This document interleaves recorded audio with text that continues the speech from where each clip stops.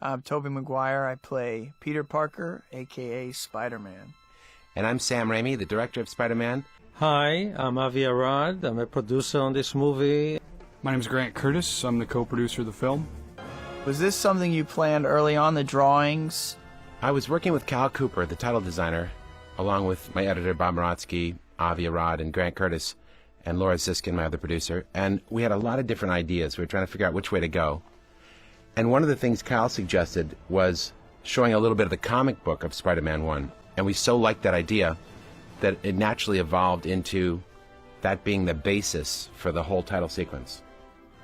Well, I think it's just great, because for me, I watched it and it kind of brought me back to the first movie, reminded me of my experience on the movie, you know, as well as just seeing it. So it was good, set me up for the movie. Alex Ross did those paintings. I think he did a really good job. Oh, great.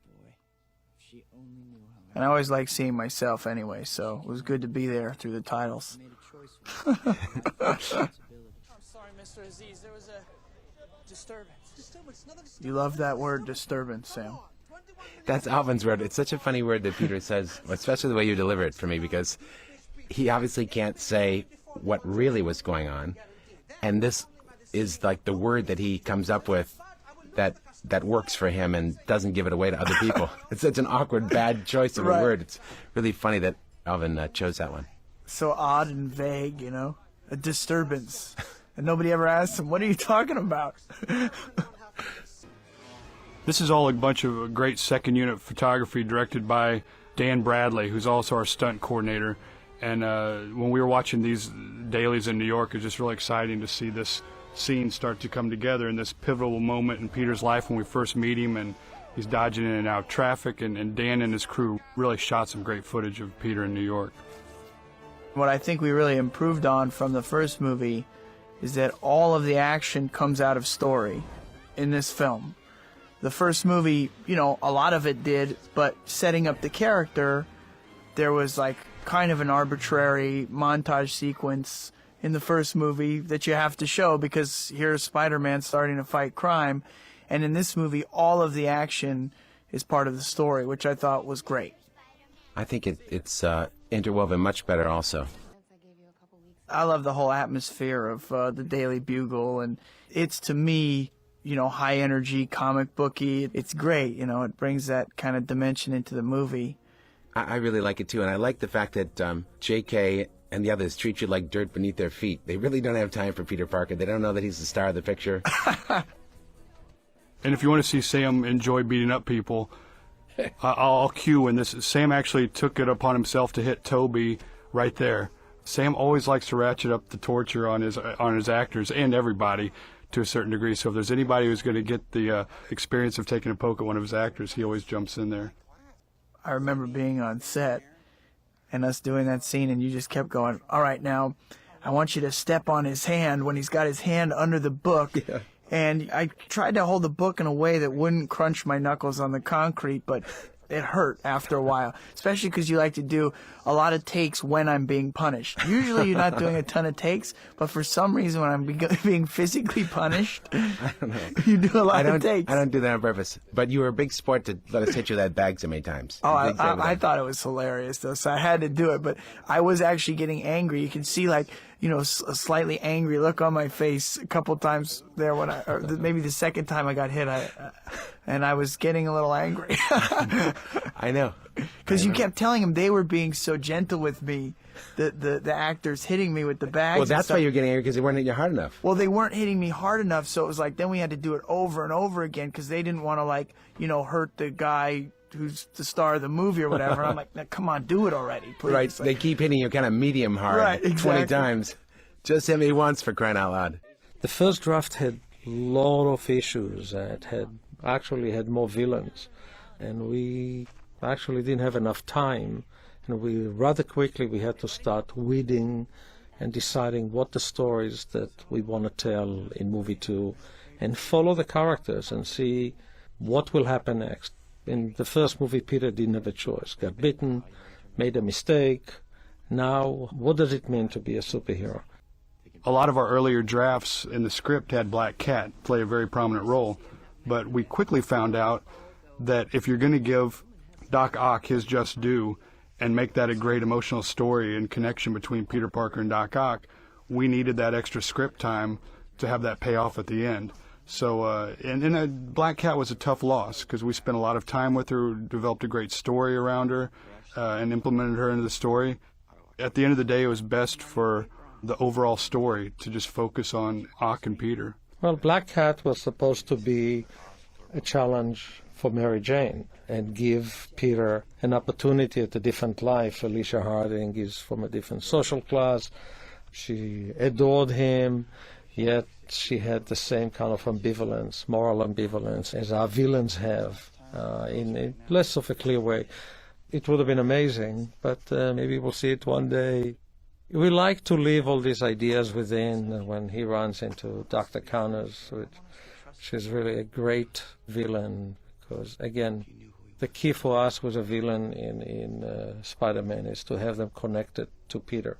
They have to have an emotional connection. Doc Ock is someone he revered.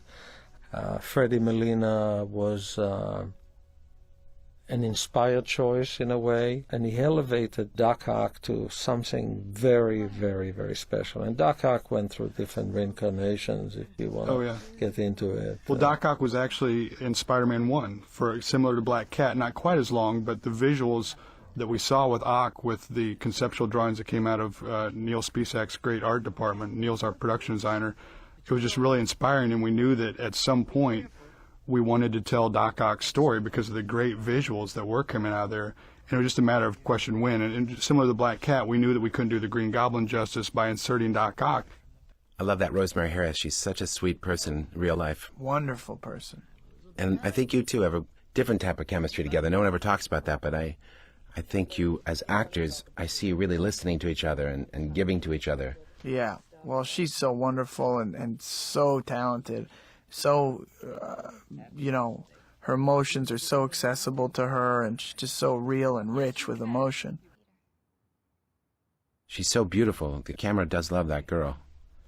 Whenever you photograph her, it's a dream for Bill Pope or any cinematographer to have her in front of the lens. Thank you, Oh, you're talking about Kirsten. No, both of you are that way. Yeah. More like they love shooting me because they have to work so hard. They get to really test themselves. They have to paint. They become painters. No, not at all. I'm just kidding. Not at all. What's the first time you were in love? Boy, I don't remember. You can't remember? I'm getting old, Sam. Oh boy. These people were so nice that let us use their backyards all these different times. I remember all the kids would swarm around you this time. On the street. It was a big event for the neighborhood. They were so nice to us. It felt like coming home. Yeah, they were very nice. And I so appreciate you took so much time with those kids, signing autographs, and they came out dressed in their Spidey outfits, which I thought was really cool. Yeah, it was cute. Kids are great. Alfred Molina.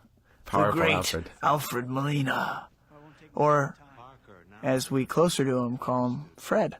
Sorry, I didn't mean Donna Murphy's a great actress. She is. She was great. And it really was great for Peter, from his perspective, seeing the life he could have here. I mean, in a way, Dr. Octavius is a scientist who's researching and developing important things, and he's in love with his wife, and his wife supports him, and it's the kind of life Peter would love to have, or part of that kind of life, Yeah. Peter's apartment is perfect for him, too. But that's realistic, too, to New York. I don't know if you remember on the first film. I do. Harry's apartment. I know you guys worked very hard on making that the right kind of place because Norman is a rich guy, and so his son has a nice apartment. What was your notes on the first one? First, you said to me, Sam, this place is so big. I know it's Harry, but just the place like this was just unrelatable to people. So I talked to Neil, and we all agreed with that great note and scaled it down.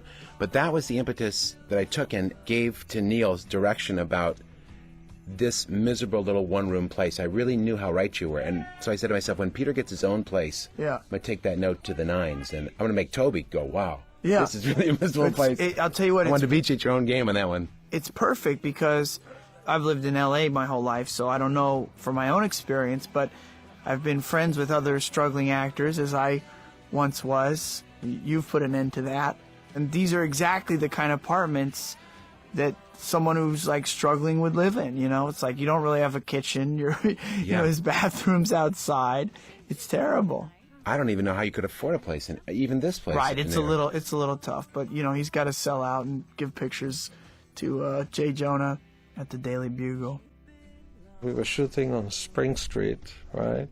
And Willem Dafoe, out of nowhere, is walking home and just looking at us. What are you doing here? Well, what are you doing here? Well, I'm going home. Yeah. He's the walker. And actually it inspired bringing him back into the movie and doing more with him than initially was planned. That turned out to be a spectacular scene. I know we yanked you apart on the wires there. That's your own stunt. That was a tough flip, wasn't it? Yeah, I mean, it's tough just in the execution, trying to get it right, because I know he's Spider-Man, so it's not like you just flip around and it can be sloppy. You flip around and it's got to be an absolute perfect flip. I didn't think you could do that. So I said to my AD, Eric Heffron, I said, well, let Tobey try it, but I don't think it's going to look graceful. You know, I don't think anybody can do that unless they're a trained gymnast. Right. And yours looked better than his, and that's why I used yours. That's great. And this particular scene is shot in downtown Los Angeles. Shooting a car chase like this in New York is terribly prohibitive because, you know, New York is just a much more bustling town at night, and you can't control traffic as well as you can in downtown LA. So there's always the moments in our film where we have to cheat Los Angeles for New York, and this is one of them. We always like to shoot in New York as much as possible, but there are budgetary constraints and just, you know, traffic constraints that don't always allow us to shoot a scene like this in New York. You can imagine what closing down 5 blocks in New York would entail, and it's just a little easier to do in Los Angeles, so that's where we shot this scene. That's the first time we used web balls. We were looking to do things that we didn't do in movie 1. You see certain poses of Spider-Man here that are very different. We looked through all the art in Marvel books and archives to find moments, and you'll see different ways of him moving and jumping and flipping. How was it working with this guy? Oh, I loved it. I loved it. And it was so funny. I like watching you guys work together because you kept working at trying to make it funny and bounce off each other just right and realistic. You know, he's so fun and funny and relaxed, but he's like a really hard worker and kind of like a worrier, too. He seemed like... Oh, does he seem that way to you? He seemed like a little bit of like a worrier. I mean, he's having fun, but he's also like, he wants to make it good. You know what I mean? Yeah. He's really like working hard on it. He's a dedicated actor. Yeah. Do you like shooting on the back lots? This was on the Universal back lot. I do, because as a kid, you know, I'd go to Universal Studios or you go visit a studio, and it's like, you know, you imagine there's a lot of film history there, and so it's kind of fun because you get like the history of Hollywood and making movies, and you get that kind of feeling being on the back lot, you know? Right, that's true. I have the same respect and admiration for all those great pictures that have been made here. I remember how often we had you run again and again to make this happen. Well, that was a tough one. I know. For some reason. It's just a weird, tough one. Just running 2 blocks at full steam all night at 3 in the morning, it can get you after a while. You never said anything, but I knew it was exhausting. By the way, back to that last shot we had, I don't really love heights. I will say, I don't mind swinging around on wires, but I don't like standing on the edge of buildings. Oh, that was impossible. That's my least favorite stuff. Al Sparks played this role. This was great. There are other versions of this scene that we shot that are so funny also, I thought. We shot a lot, right? On this one. He just had so many ideas. And you played so great off of them. It was the hardest choice in the world was deciding which take to use. So we didn't want to cut it. We just wanted to be trapped there. Looks uncomfortable. With you.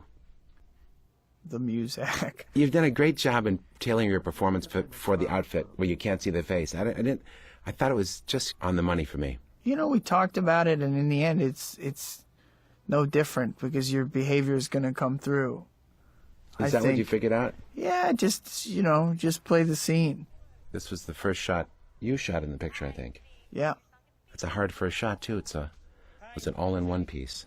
I like doing that, though. 'Cause you're fresh. You're fresh on the movie. You're, like, all pumped up, ready to go, little nervous, a lot of dialogue, so you're like, you know. And the sun was going down? Yeah, and you're by yourself, too, so you're not, like, working off anybody. And you had this rotating shot, so I had to keep finding the camera for you. I know. Besides hitting all your emotional beats, being real, pretending someone, holding the lie in that what really happened, trying to make up this story and hold your really real feelings in, but still trying to connect with her. You always also had to hit your marks through the rotation, finding the camera, all the different points. It's quite a dance. I felt good, though. I felt, comfortable, I think, just starting the movie again. I just felt good about it. I was excited to be doing it again. I love this, and I was reluctant in doing this next beat we're about to see, but I love this. This is a very emotional moment right here. Yeah, because it's a device that we had to come up with, Alvin and maybe some of the other writers, to hear your thoughts. But it puts all the pressure on you, because no one really speaks to an empty phone. But you made it real, and more than real, I'm just into your heart and your thoughts.